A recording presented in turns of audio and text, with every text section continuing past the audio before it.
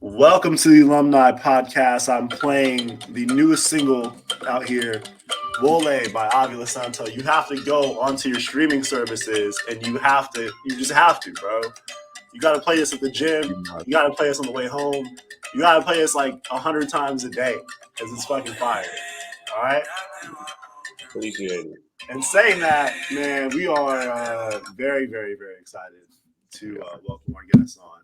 We haven't seen this guy in so long, but it's a blessing to have him on today. Avila SANTO, what's up, bro? What's going on? What's going on, fellas? Man, Hey, life is amazing. It is so surreal to see you guys after so long. I haven't spoken with either of you since high school. that's crazy. Not once. So happy to be here. And yeah, man, the last episode with All Nord, I loved it. I was just smiling the whole time. You know, I have so much good memories with All Nord. And I'm looking forward to seeing all the other episodes as well. But man, I know we're going to get into it, but I'm so happy to be here. Thank you for the invite. Yeah, we're happy to have you on. You're kicking off season 2, man. This is crazy. All of our episodes, by the time this comes up, are up, and it's going to be exciting. What's up, T. Smith? I'm doing pretty good. Again, excited for this episode. This is the first season, or season 2, episode 1, and Avi's actually in London. So this is our first international episode as well. So multiple firsts on this one. I'm looking forward to it. Come on, Samo, class of 2010 alumni. We got to get our international status up. I should not be the first one out here. Come on, we got to get our passports up. What's happening? The passports. I feel like 90% of the people we've interviewed have not been in California at this point. Like everyone's just like spread out everywhere. It's kind of wild. Yeah, that's true. But, yo, T. Smith, let's kick it off, man. Okay. First things first, we always kind of start with the quick 1 to 10 rating of your Santa Monica High School experience from start to finish. 1 being just miserable every single day, 10 being on cloud 9 every single day. What is your quick judgment of high school? Yeah, so are we talking about the whole time, like in and out of school? Or are we talking about inside of Samo High school? I'm talking inside, just inside those 4 walls. Yeah, inside those 4 walls, man. I'm gonna say, I'm gonna give it a 7. Okay, I'm gonna give it a 7. Sorry. That's a pretty good rating. I mean, the highest we've ever got. I was gonna say on some days it might be a little lower, but today I'm feeling. He's feeling good today. Yeah. Fair enough, man. That's pretty good, actually. We're actually happy to hear that. I got Avila SANTO's yearbook picture right here. That's right. Oh God. Let's hold up. Oh wait. Jim got a new house. He got a piano in the background. My background is you know what? I'm gonna turn my background off for this. Turn it off. We gotta turn it off. Avi was low-key throwing shade because Jim had a bed in the background. So we had to rework our whole podcast just for Avi. We accommodate our guests on the alumni. I appreciate it. You know?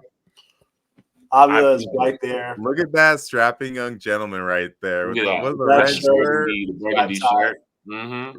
Look at that dude right there. Wow, bro.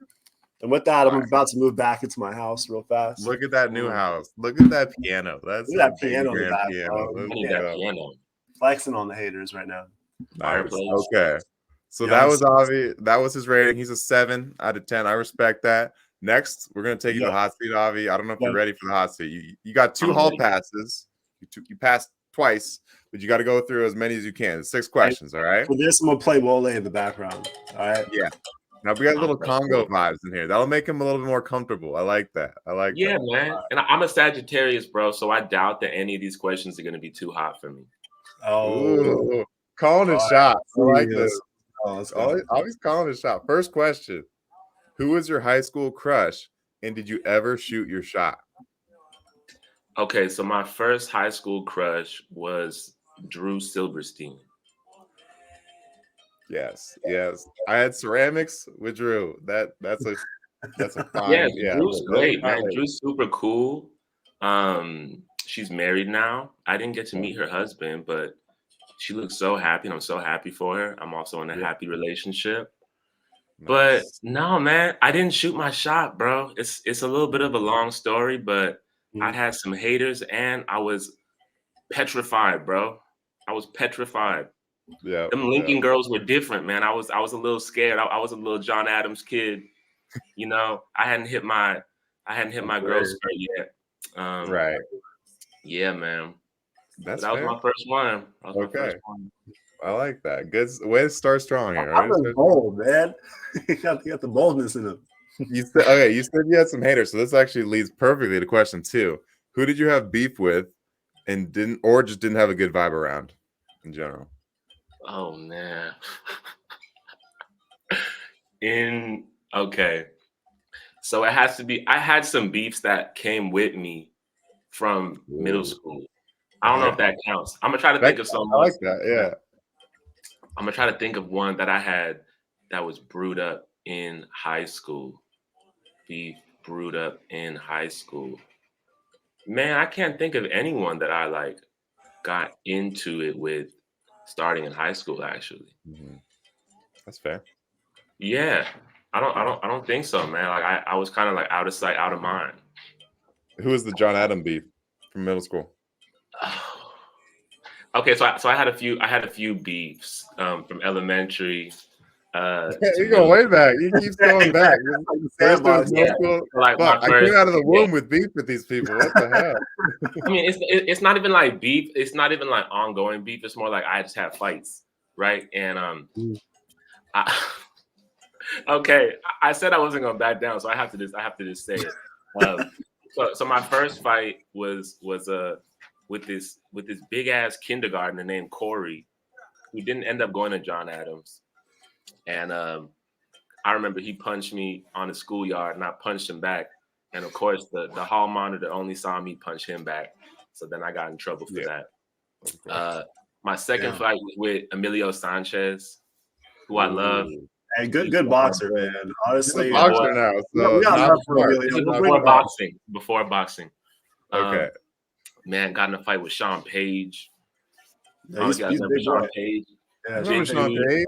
Yeah, he was tall as hell. I was short, and I was jumping up trying to hit this dude in the head. And then I had a little bit of beef with Tyler Gates too. I like Tyler Gates.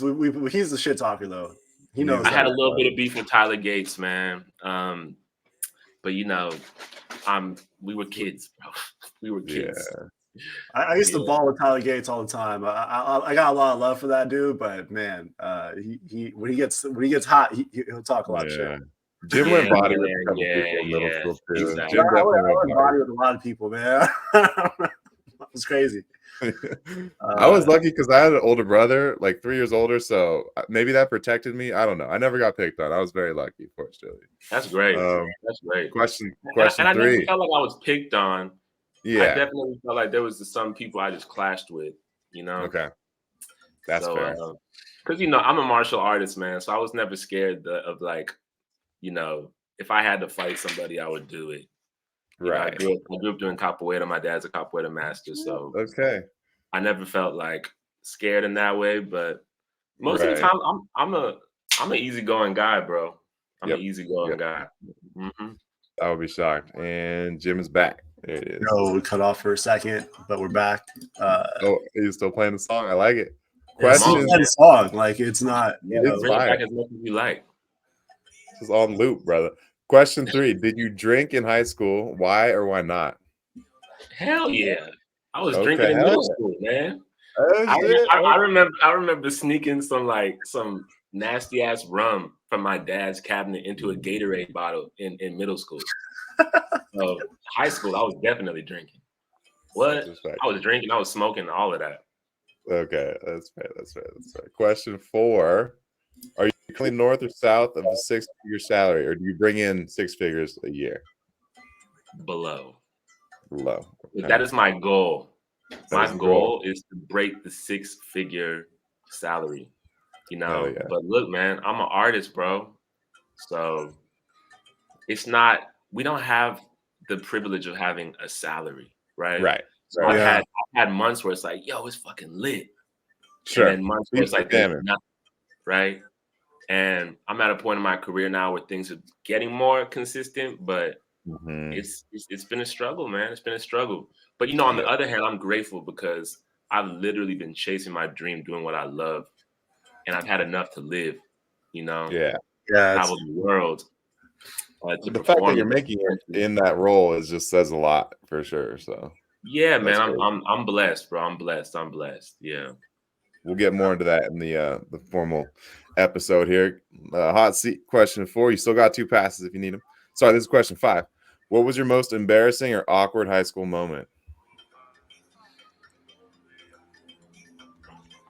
I think my most okay, and this has to be happened in school time, right? Yeah. Yeah. Um, damn. Man, I can't think of anything embarrassing happening. I remember just being bored as hell. I Yep. can't remember feeling I can't remember feeling like embarrassed in school. Maybe I got roasted or some shit, you know, at some point. Okay. Maybe someone like clowned my like my fit or something like that. I think I remember once Jermaine, not was that his name? Oh my god, Jermaine. I might be fucking his name up. Right. He clowned me for having capri pants. Do y'all remember when like we used to start? There was an era where we used to start cutting our jeans to make our own capri pants. I think I do remember that. Jerome, not Jermaine. Yeah. Jerome. Okay. Yeah. Jerome was clowning me, man. He was roasting me for my capri pants. I had these gray jeans that I cut into capri pants, and then wouldn't you know, bro? Guess who was wearing some of the same ass looking capri pants like 2 months later? Jerome. Right. You were fashion forward. You started the trend. You started the trend, you know? Jerome, that wasn't right, bro. We're gonna get Jerome on the pod, and we're gonna settle this one of these days. We're gonna settle this once and for all. Last question of the hot seat. You're there, almost there. Did you have your first kiss in high school, and if so, who was it with? I didn't. I had my first kiss in middle school. Okay. I mean, really, I had my first kiss in preschool. But whenever I love it. Early bloomer over here. Like, that doesn't count. Like, you can't count a preschool kiss. But I was absolutely kissing in preschool. What a legend. Avi took Lucy Kano to prom, and that's still like legendary in my mind. Yeah, man, Lucy. I love Lucy. We gotta get her Lucy since like the sandbox, dude. I was like kindergarten or first grade with Lucy. She was everybody's first crush, at least for me, for sure, in middle school. So we'll get her on at some point. Lucy's fine, man. Lucy's fine. She's happily, I don't know, in a relationship. She's on doing something. I don't know. Jim told me a while ago. I was heartbroken. I was like, that was my chance. I think we tried to get her on, actually. We'll get her on. Shout out to Lucy. All right. Well, you survived the hot seat, sir. I guess you are Sagittarius confirmed because you didn't skip any. So I respect that. Jim, take him to the Wayback Machine. Let's go way back, Avi. Let's go way back to 2010. June 2010. I forgot the exact date. You graduated from high school, man. That means that you walked the stage. The Lakers were playing the Celtics. The hot song on the radio was probably from the Black Eyed Peas. I Got a Feeling, I think, which we were actually going to make the intro to this, but never mind. No one was paying attention to us. Everybody in the crowd was paying attention to the game. They were even holding up cards of the scores in the crowds. I mean, we got a few performances from our peers. Dr. Hugo Pedroza saying a song that nobody knew the words to or knew what he was even talking about. Sounds right. And that fateful day comes where you got to walk the stage, man. You got to walk the stage, shake his hand. He'll give you a piece of paper. It's not your degree. You pick that up later. You finally make it across. You shake his hand. Maybe you go to grad night that night. I think you did. I did. And then you wake up that next morning, or actually that next afternoon, because it was a late night. You wake up that next afternoon, and now you're a high school graduate. Your life begins, and you haven't talked to Tyler and Jim until this podcast right now here today. We just want to know, and everybody wants to know, what you've been up to and your whole story from that time until you got into this seat right here. Woo, man. Well, circling back to what I just said about the artist journey, right? The artist way, bro, I've had a lot happen. And so I'll try to concisely say it. I went to Berklee College of Music in Boston. directly after Samo High. And that was a big flex for me because Mr. Sacco did not like me, right? Mm. And I was in music from fourth grade up until high school. And I grew up in a musician household. I've been drumming my whole life. So, but the orchestral thing wasn't what I was kind of like really, it didn't really turn my wheels. So, but I did marching band, drum line. I was the first freshman. I was the only freshman to be on the snare line in the drum line. So that was a big deal. But yeah, it was like a big fuck you, honestly, because Mr. Sacco pretty much didn't believe in me, and I wasn't thriving in like the orchestra environment. But then I got into the best music school in the United States on a scholarship, doing the music that I grew up doing, Afro-Brazilian drumming, which was a big flex. So I went out to Boston, was there for 4 years, but my senior year I was in Spain, and I did a year out in Spain. Studied flamenco, studied music engineering, production, sound design. Met some amazing artists, and got connected with Young Guru, Sean C, and LV. Young Guru's works with Jay-Z. Yeah. And yeah, he's this engineer, tall dude, really Yeah. cool. And Sean C and LV worked a lot with Mobb Deep and a lot of other like East Coast hip hop groups. And so did that for Berklee and came back to LA, and I had to find work. So I was working at Fairfax Middle School for a little bit. Cool. I was the jazz band instructor and the drumline instructor. So I did that for a little bit. I was gigging, playing drum set and percussion for different artists, and I was teaching capoeira. I was teaching drumming. My mom taught me how to write grants, so I started writing grants and doing a lot of work with community outreach and music in LA. I was working in the juvenile hall system with incarcerated youth, teaching them music and drumming and recording and teaching them how to make beats and produce music as well. I was DJing, you know. I got my first big gig DJing for Earl Sweatshirt in Houston, probably like That's 2 years after I got back from Berklee. That's tight. Earl Sweatshirt is someone that I met while I was in Samo High too. So That's cool. yeah. Yeah, man. And shoot. Okay, so that's probably like 2 years after I met my girlfriend. Probably like 2 years into like regular life. and I was still working all those jobs, but then I was also a resident manager in a nonprofit in Santa Monica called Community Corporation, which offers low-income housing to people in Santa Monica. So I was living on the promenade pretty much in this it was like the bougiest project probably in the world. It's like a Santa Monica project. And, and I was the resident manager. I was on Bay Street and Second, like right on the beach. Man, that's a good area, bro. That's chill. Yeah, so I didn't have to worry about rent or anything, but I have crazy stories from that time because, as you could imagine, a lot of people with all types of issues are living in the projects. Mental health issues, elderly age. Man, I got so many stories with that, but I don't think I could fit it all in. But I'll just say one of the things, I seen everything from the police to people walking around naked, to like drugs being smoked in the hallway, to like to fights, to like old people like damn near dying. And so I was doing that for a while, and then my girlfriend pretty much she's from the Bronx, she's from the South Bronx, Dominican, and she pretty much told me like, I'm trying to get up out of LA, man. So I'm going back to New York.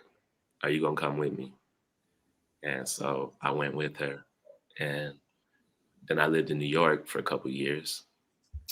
And I guess I'm kind of I guess I didn't go into I had a little stint in Inglewood too. I was in the jungles, like a block away from Nipsey's store, um, in in the pandemic, right in the beginning of the pandemic, and so that was when I really had to switch from because all my work was done at that point.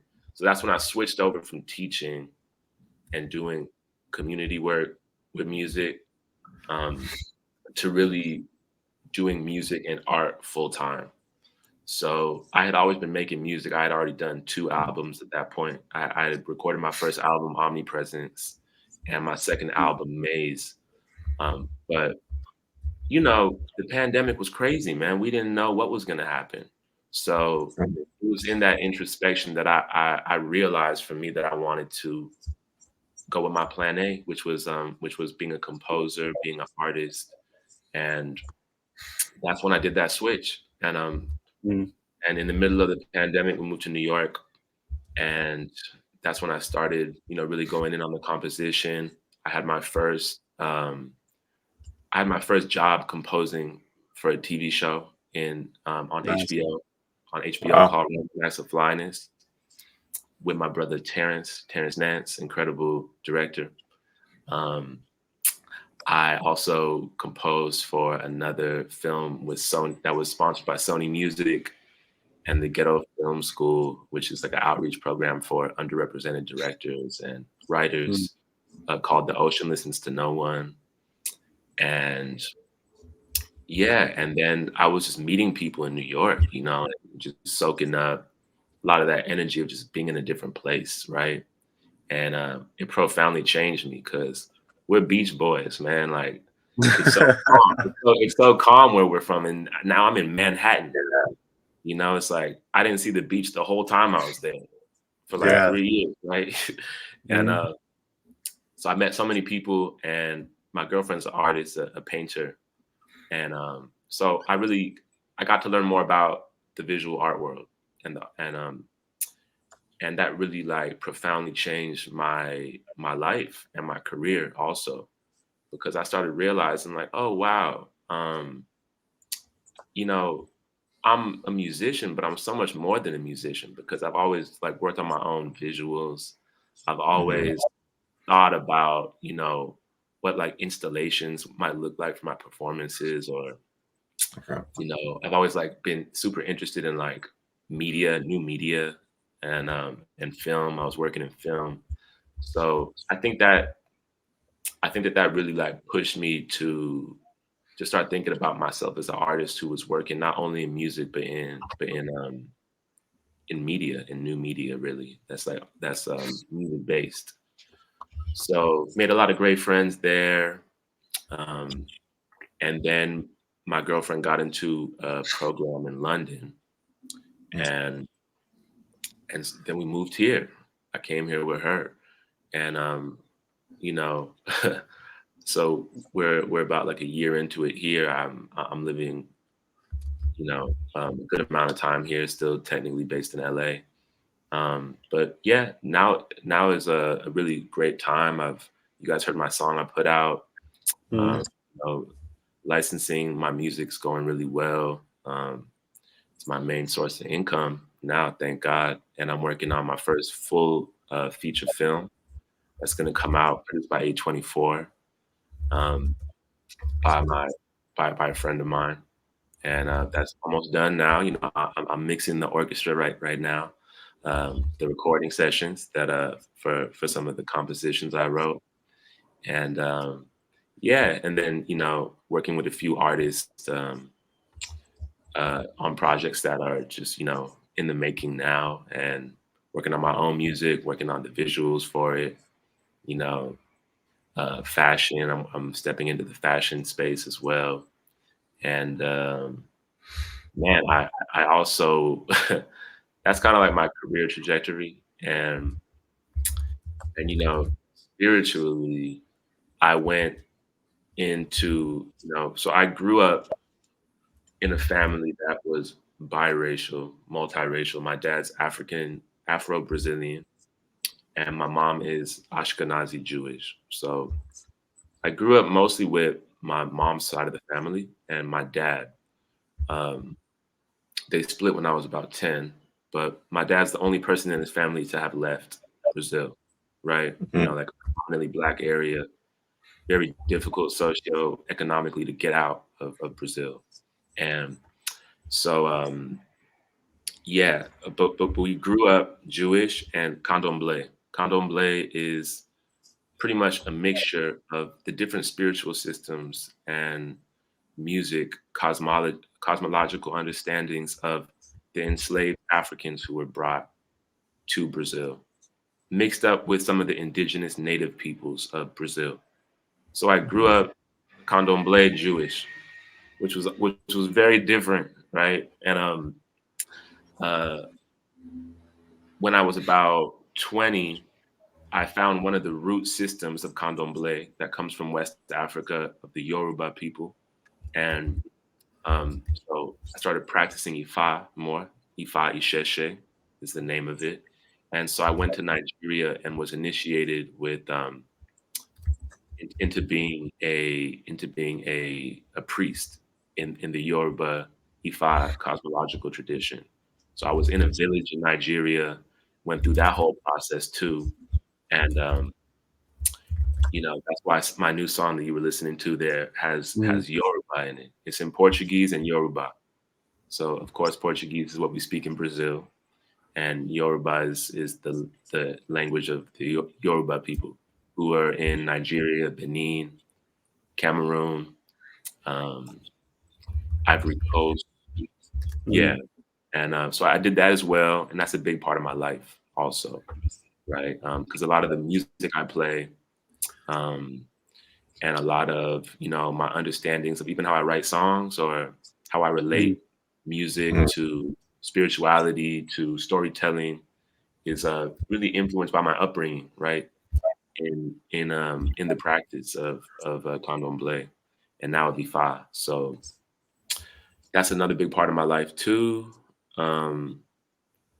And yeah, that's pretty much where I'm at now, man. I'm still drumming, I'm still making beats, I'm still producing. I play a lot more instruments now. I started off just playing drums, and when I was throughout the years, I learned how to play piano, guitar, bass, started singing and using my voice, and learned how to read and write music, which led me to like being able to write for orchestras now. Yeah, man, and work with a few podcasts on just like mixing and doing sound for podcast storytelling, and yeah, man, that's led me to where I am now, and it's a work in progress, right? There's always something new in an artist's journey, so I just take it a day at a time, and I think that's where I'm at now. I'm an independent artist with in a good space, a lot of traction on my music, and living in London. Wow, Damn. Lots to unpack. Who knew all this would happen because of a grudge with Mr. Sato? That's amazing. It started in high school, bro. Fuck you, Mr. Sato. Like, I'm gonna do all this shit. I'm gonna do everything. Mr. Sock Cow.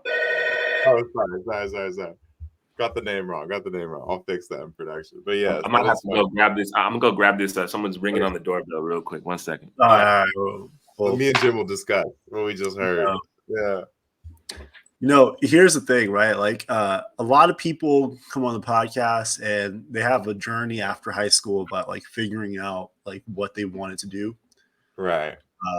Avila is one of those dudes that like you knew that you were going to get into music like in high school. Actually, let's go back. Like in middle school, I probably knew that you were going to get into music. Like yeah, totally, man. And I, in middle school, to your point, I was the kid who used to make.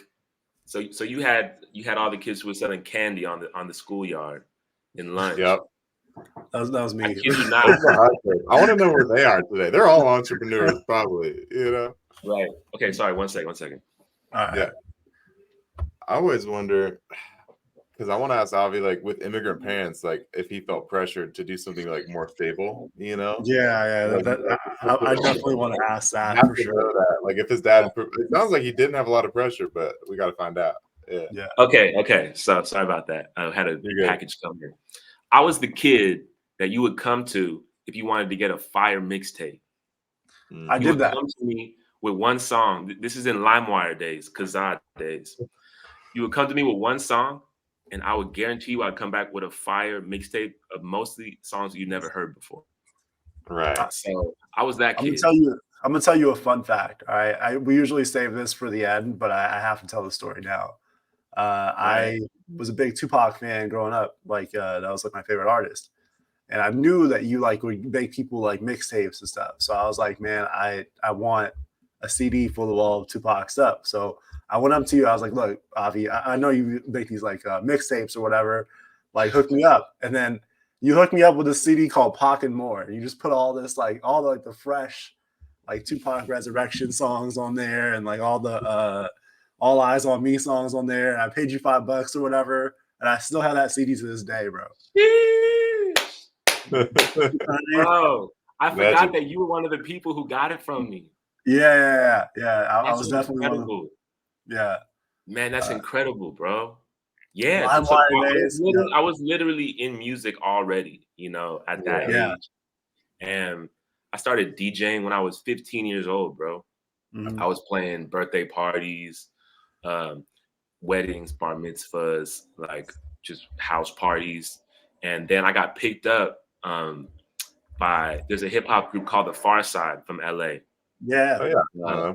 Yeah, the Far Side. So their DJ C Brown heard me DJing a party when I was like 16 years old, and I was playing, you know, like Jay Dilla, Far Side, Tribe Called Yeah. Quest, and he was like, "Who the fuck is this like 16-year-old playing all this music?"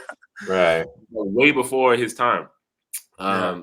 So he started sneaking me into his club night in Little Tokyo, and I would open up for him, and I started learning about, you know, the club scene, and I met so many DJs. To this day, I have a lot of friendships, and it's helping me now with my music because I have relationships with people who are radio hosts and DJs, and yeah, man. But just like learning about the art of DJing changed the trajectory of my artistic life, and just like understanding what really makes the crowd move, like what do people want to hear in different Absolutely. situations. And then I started producing music when I was like 17. You know, I went to a workshop at William Grant Still Art Center in South Central LA. And Self Scientific, DJ Khalil and Chase Infinite were having a workshop, and DJ Khalil pulled up a project of the tracks that he had produced for The Game. He played The Game off of The Doctor's Advocate, some of the tracks off of that. And then he played a couple tracks that he produced for Jay-Z off of Kingdom Come. And after that, I was like, I got to do this. And so I started, I asked my mom, you know, please, for my birthday, could I get exactly what he got? Reason, Recycle, keyboard, MIDI keyboard, microphone. And I started recording music. So when I was in Samo High, I was running a studio out of my mom's backyard. I was recording hip hop artists, R&B artists, instrumentalists, my own music in my mom's backyard. So I've been doing it, man. I've been doing it for such a long time, to your point.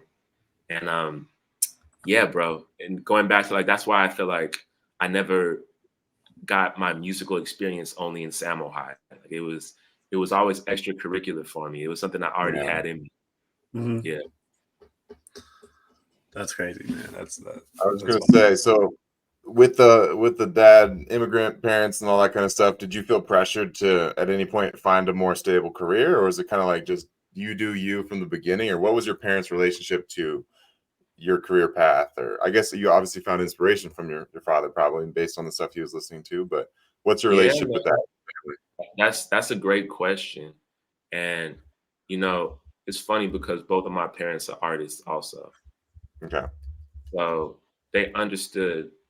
But truthfully, me like working in the juvenile hall system, teaching, me doing, working with different nonprofit organizations was me trying to have the steady job thing. Yeah. Right. And I was so it's not for me, man. I got to a point where I was drained, and Right. I still feel this way to this day. If I got to make a little bit less than 100K for a few years to pursue a dream that brings me happiness, instead of maybe making over 6 figures in something that is going to, just like suck the life out of me, I'm gonna bet on my dream every time. That's the type of person that I am, and I've always been that way. So I had more of the stability when I was teaching, but I left it. Yeah. Right. My parents were supportive of me throughout it. My grandmother, though, on the other hand, Uh-oh. she's always telling me, "You gotta go back to get your master's degree. Get you a Yeah. good job at SMC." Right. See, Okay, Harvard by Grandma. the Sea. Yeah. Man, that doesn't seem like you though. Like, I'll tell you, like a lot of people come on this podcast and they tell us their story, and they don't have it as figured out as you. I think that's like a blessing in its own way, because like I said, like when I knew you in middle school, I knew like, hey, that's Avi. He does some music. I don't know I didn't know the extent, but like I knew that was you. Like that was like probably your gift, in life. Yeah. But when people graduate, a lot of us like we like look around like, what do we do? You know what I mean? Like how do we go about it? And it seems like even when you know your gift, like there's certain challenges of how to use it. So like right now you're in composing, like, and it took you how long to like realize that maybe like you want to do movie scores and stuff like that? Like how long did that even take you to figure that out?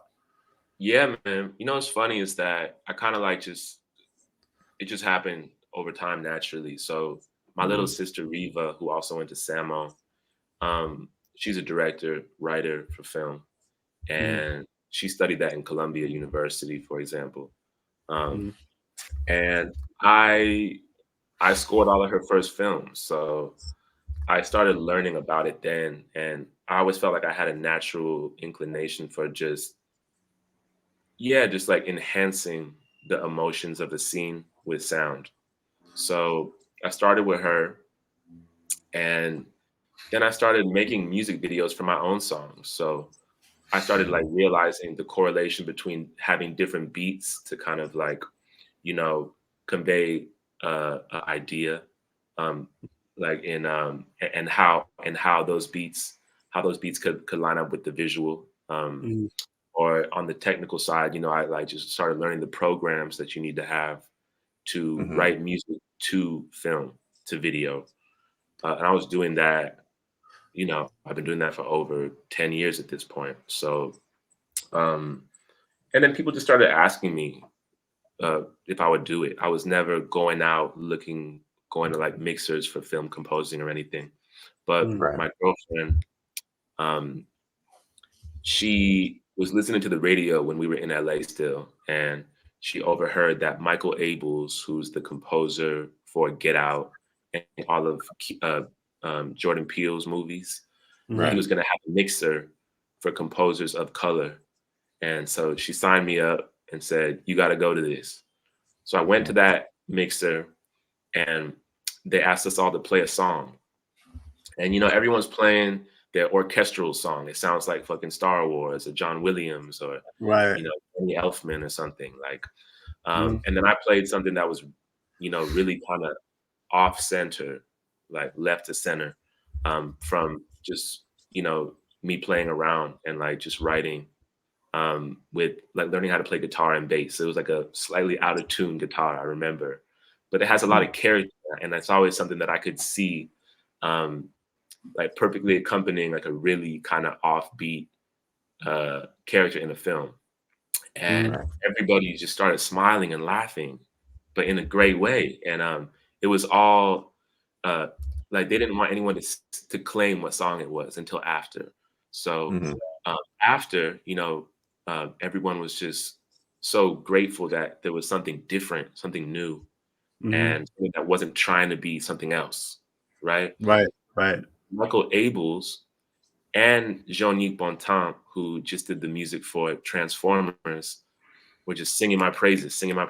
So much so that Michael Abels came up to me after and was asking me questions about how I approach making that song.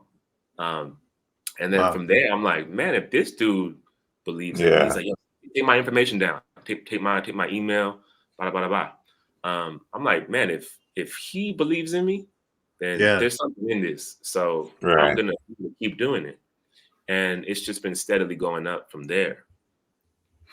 Who is the dream producer? If you could have anyone, is it Jordan Peele? Is it Christopher Nolan? Who is like the top of the top? If you could produce for them, who would you want to work with? The dream director of the film that I could work with. Man.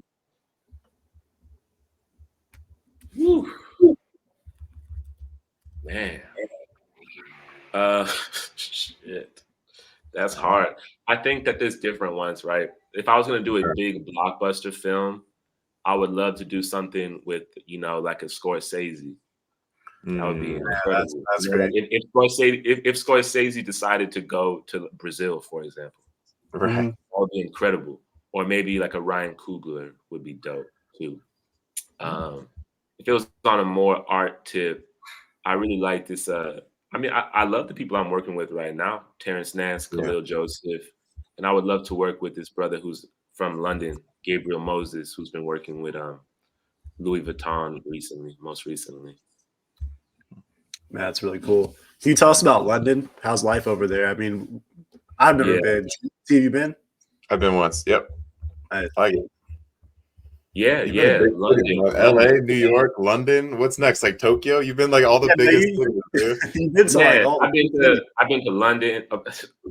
It'd be a lot because my parents had a traveling dance group and music group when I was growing up. Wow. So I was in Senegal, Tokyo, fucking Alaska, Hawaii, all over the world, Brazil, when I was before I was even in elementary school, but so London is sort of like New York, metropolitan area, super diverse, got a lot of South Asian people, got a lot of African people, from all over the continent, but a lot of West African people.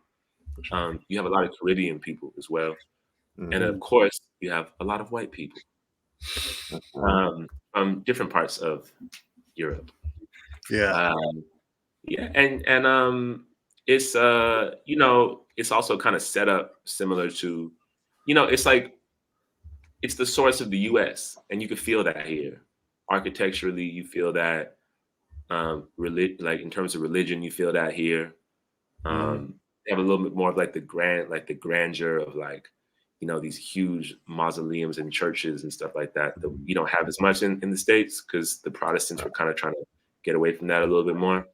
Right. But the whole monarchy thing is also really big here. It's kind of like just, it's just like it just feels like pimp shit to me, really. Like just flexing a lot of gold. And, that's the quote. That's the quote of the episode. It just feels like pimp shit. It's a lot of gold and a lot of furs. You know what I'm saying? And like a lot of but the sun don't come out much, which is why I'm looking like fucking pale right now. I was in Brazil right before this, so I was like, man, it's just like the opposite. Yeah. But it's also cool. Washington driver's license and my California driver's license. It's like I'm Puerto Rican in California and I'm just white as hell in Washington. It's not cool at all. Facts, bro. Facts.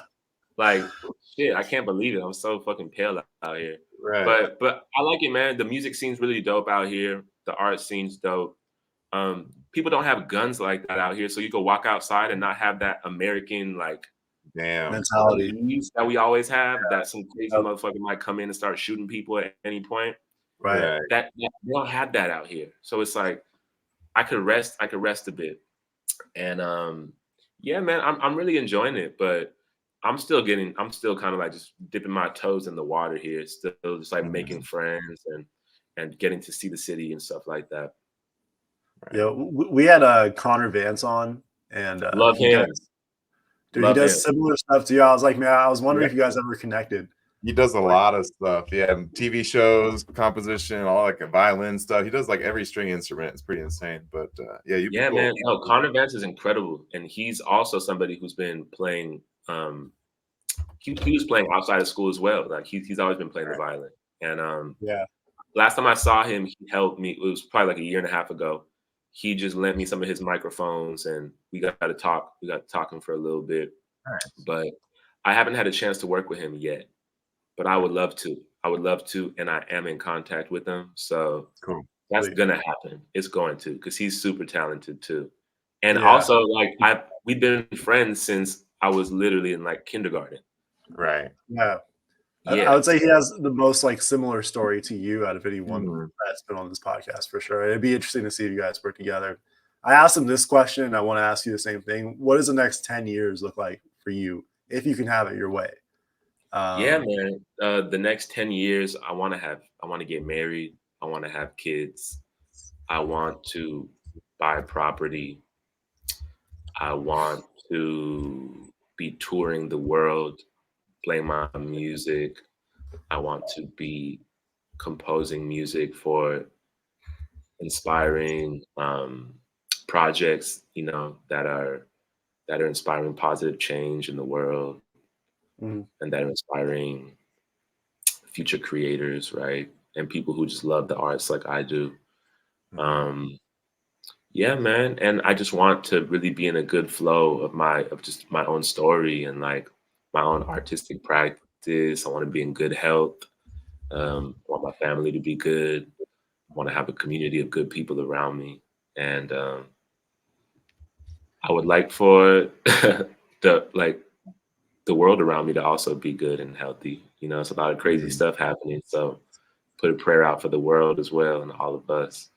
Yeah, man. If I could have all that in the next 10 years, lots of money, lots of comfort. If I have all that in the next 10 years, I'm a happy guy. I think all that's attainable for sure. Yeah. I remember like you were heavy into hip hop, and I was too, growing up. Who are your like top 5 hip hop artists of all time? And Who's then your Mount Rushmore of hip hop? And then afterwards, I want you to answer basically if like you're still going to work in hip hop, or if you still are like any plans to do that.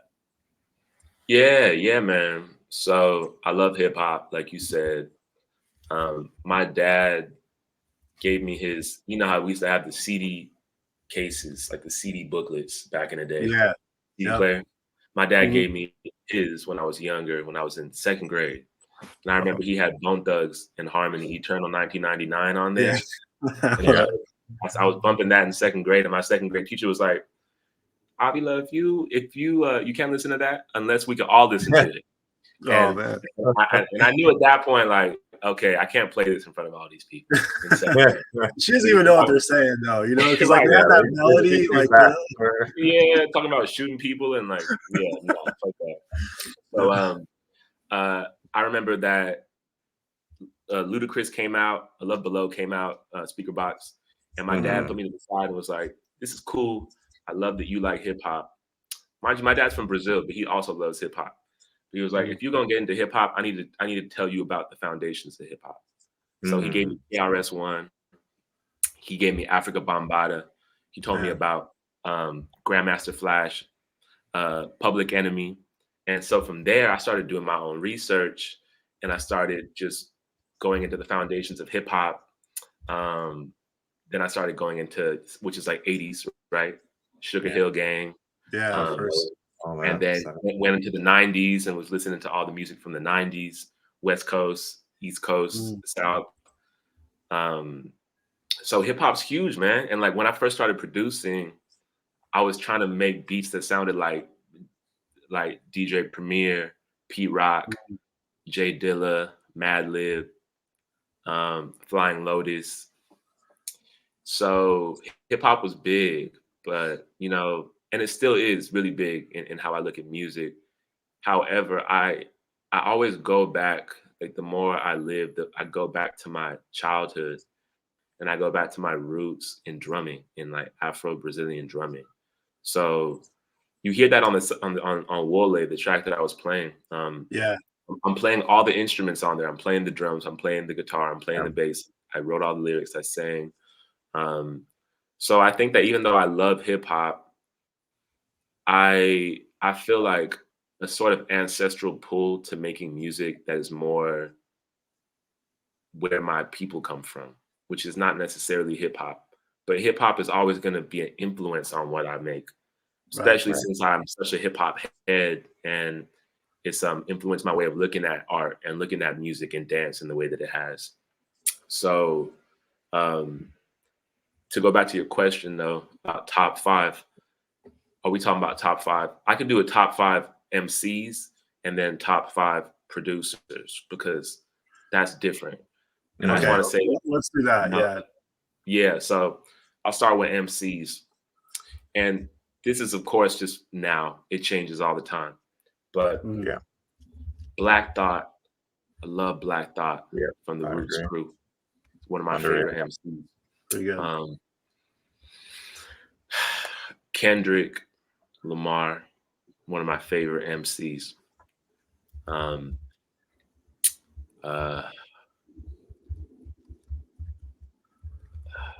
Man, let's go with Rakim. I love Rakim.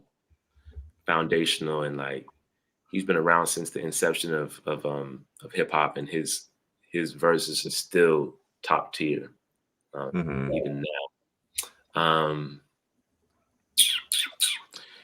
2 others I really love.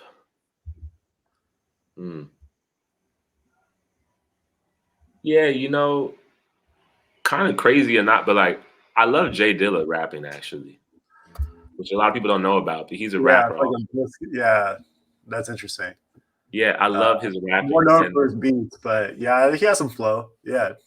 He has a flow. Bro, he's like, he's gangster as hell, man. He doesn't look like it when you hear his voice. It's like, man, I love the way he raps. And I like the way he raps too, because he raps like a producer. So for me, that also really inspires me. And man, you know what? My homie Tepe, Earl Sweatshirt.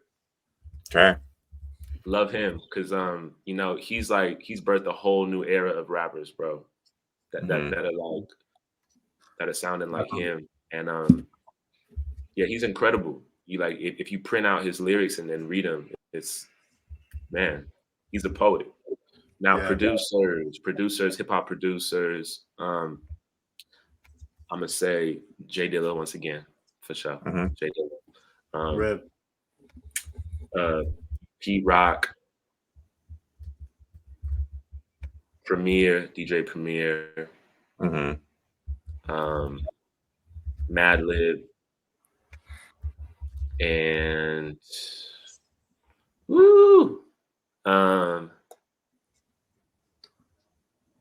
man, who else do I really love and producers? Who I listened to lately?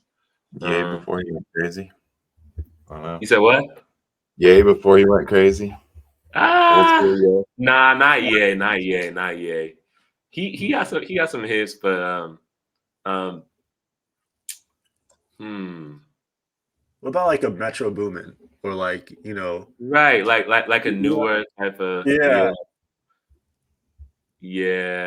I think I'm gonna have to say Flying Lotus, which is like a lot of people wouldn't say he's hip hop, but he actually got started off in hip hop. I was just listening to a Casey Veggies mixtape yesterday because I was thinking about high school. And LA. And like Customized Greatly Volume 2, the first track is produced by Flying Lotus. So so he started off in hip hop, man, before he started doing the more experimental stuff. So yeah, that would be my 5. For you, like I could tell you love the more soulful, like kind of hip hop. Does like your drum background, your the music that you're working on now, does it intersect with hip hop at all? Do you see like a style where you can like maybe merge the two, or is that like? Yeah, well, the way that I produce is still very hip hop in the sense that it's like it's layered, right?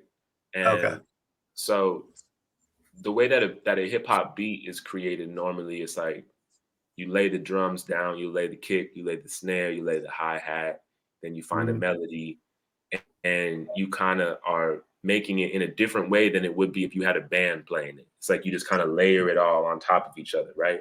Right. That's hip hop. And that's still how I make my music now, except now I play all the instruments. So instead of sampling it, I just play it, but I'm still using the same hip hop formula of producing. That's awesome. Wow. Yeah. We're gonna go into our set segments. One of the things that we do is we try to bring you back to your high school days by stating our first memory of you, or like most notable memory.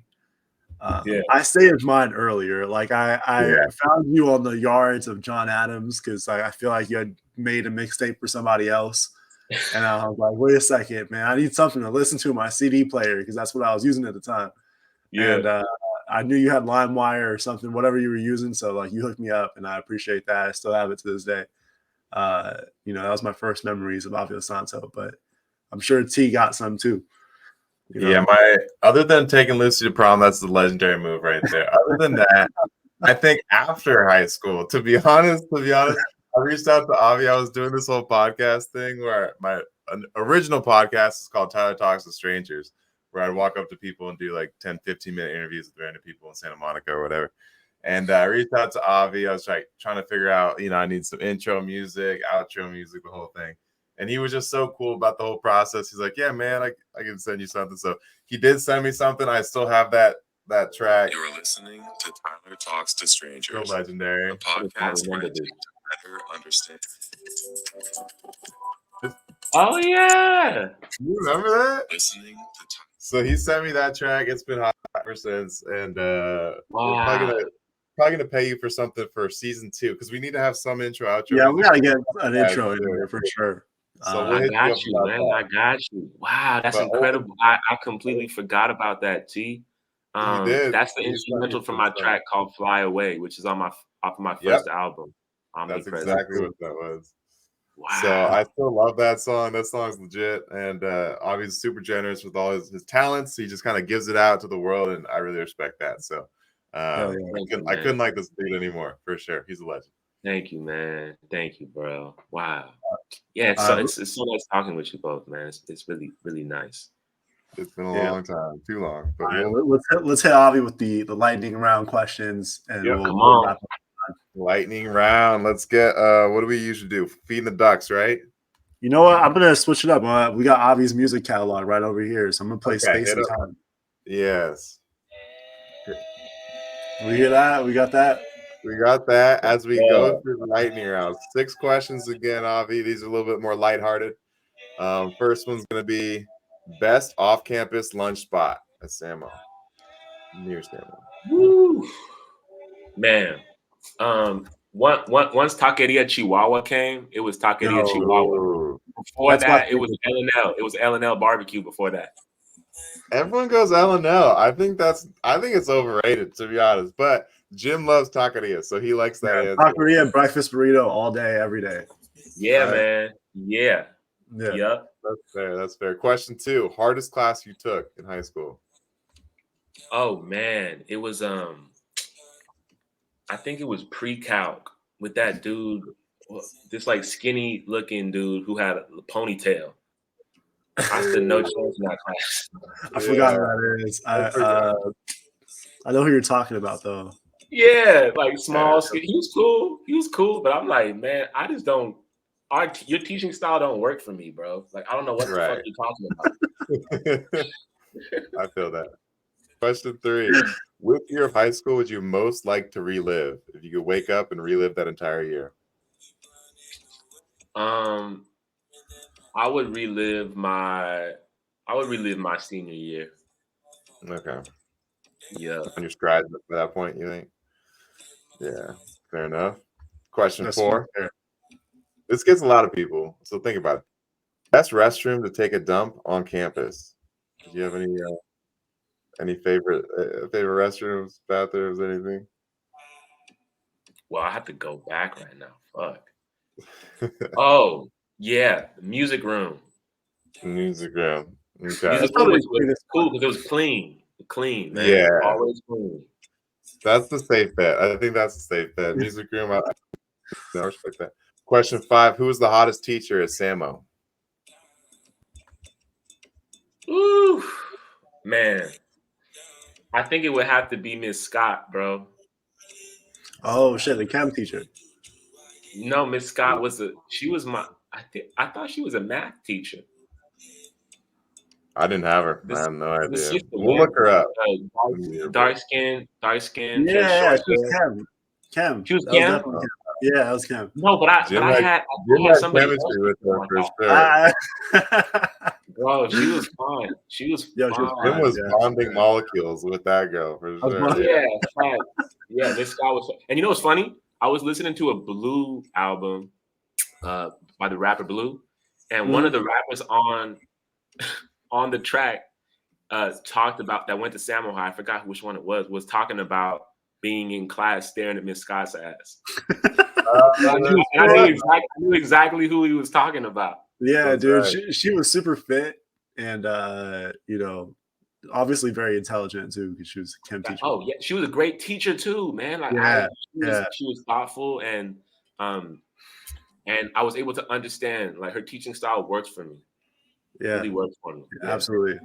I love that. One of these seasons, we're gonna do all teachers, Jim. We're just gonna get all the teachers on and just see. We can. If they would agree to come on, that'd be super sick, man. I like that. That would be dope. That'd be dope. Last lightning round question: What song from our high school era is still on your playlist today? This is a good one for you, man, because you're the musician guy. So yeah, I mean, shit, so many of them, but right. the first one that comes to mind, "Dance of the Pseudo Nymphs" by Flying Lotus. Nice. Yeah, that's the sure. But there's so many more. Yeah. Yeah. I love listening to old music. Yeah. Because keep in mind, a lot of the music I was listening to was recorded before I was even born. So like, sure. you know. Yeah, that's true. Old soul. Yeah. Well, that was the lightning round. Jim, hit him with the final. It's like, this is a time. I'm gonna turn this up because it's fire. This is a chance for you to lay down whatever you want to say to our class, to the listeners, to people who want to get into the same profession as you. Anything you want to say, the floor is yours, and just let us know. Yeah, I mean, I hope that we can all get together physically in the future is something that I want to put out because I was, really looking forward to having that anniversary with the class of 2010. I hope that everybody's just in good health. I hope that everyone's loving up on their family, on the people who are closest to them.